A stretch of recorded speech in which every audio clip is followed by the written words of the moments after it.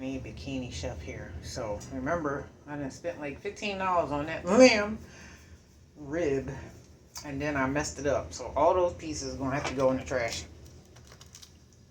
Look at that. They are crispy. You can hear that. They are crispy. I would not give that to my dog. So all this stuff, once it cool down, is going in the trash.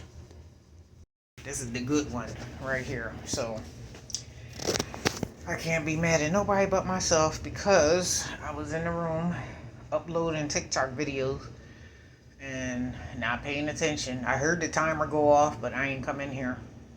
And I opened the door like about 15-20 minutes ago, and I was like, oh my god, this one I had to put back in there.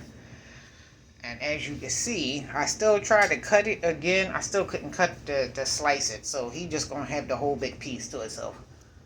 I was gonna try to eat one of those, but I ain't eat no crunching, not no burnt lamb. So I just gotta make sure, if I do it again, I just gotta make sure that I'm sitting in the living room, not in my room on the phone.